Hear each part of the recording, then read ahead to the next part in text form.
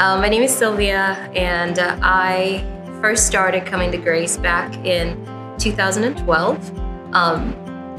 It was the church that God drew me to after I had been wounded by the church and left the church, and I was looking for a church that had an Acts type of community, and that is exactly what I found at Grace when I first got there for the first few months. I'm Zachary, and I went to Grace starting in 2017. Found out about the church through my brother. He was moving back from New York City to start a business here, and happened to meet this lovely lady there as well.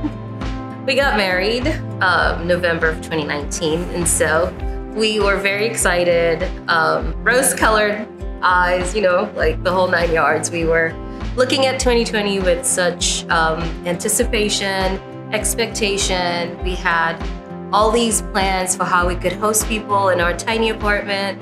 We were like, okay, we're coming off of a pretty stressful wedding planning season. Yes. We're gonna just chill a bit in 2020. Yes. I'm just struck by how our expectations of what the year would go like went to it became a dumpster fire. Yes. We were not prepared for all that would happen, and on a good year, right? Yeah. Like when you're newly married, and we'd gotten married just literally a month or two prior to 2020, we were like, okay, we need to focus on our marriage and start off well. Yeah. And then that led to, all right, there's gonna be a lot of circumstances that we're gonna have to work through. Yeah. And almost the marriage became the easy part. Yes. It was quite interesting when we were thrust into these conversations about race almost immediately, because it happened around in the beginning of the year, and then you have COVID happening.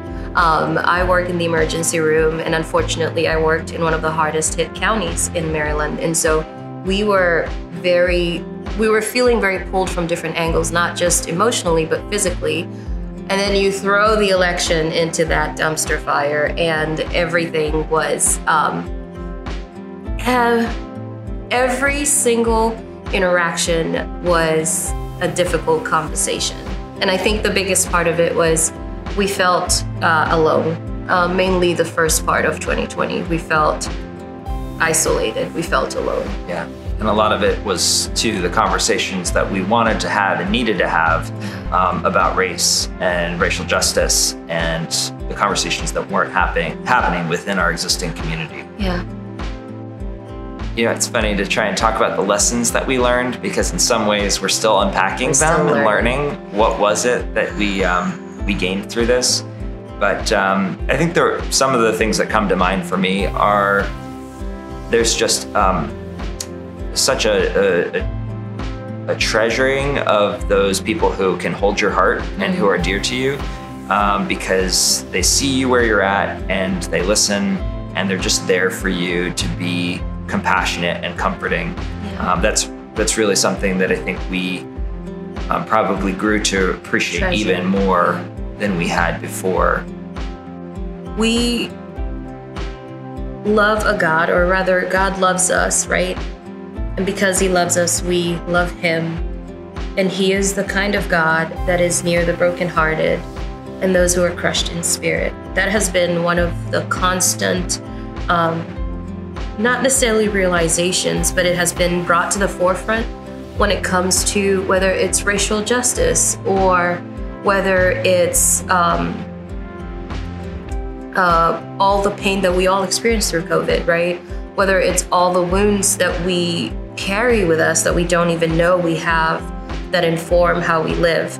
All those things, God is right there. He is always there. He is ever present. He never leaves, because sometimes it's easy to feel as if he's not there when the pain is so great.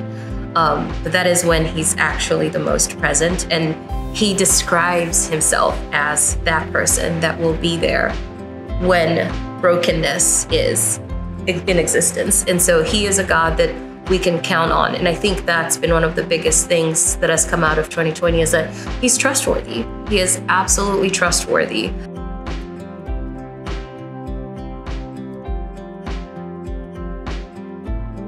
One of the things that was beautiful that came out of 2020 was the fact that we actually discipled way more people than we had initially thought we would.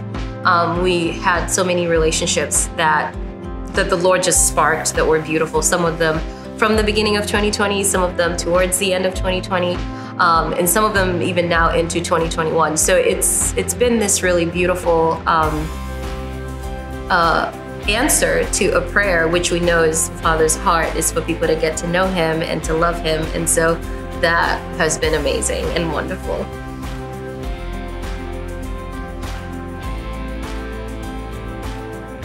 For us to be in a place where we can start to invite those conversations with other people, share vulnerably where God has met us, and at the same time share what He's given us and we've learned through His Word about who He is, just sets us up for what we hope will be a really wonderful, wonderful space and season of having these conversations about God with people who need to have a safe place to have those conversations.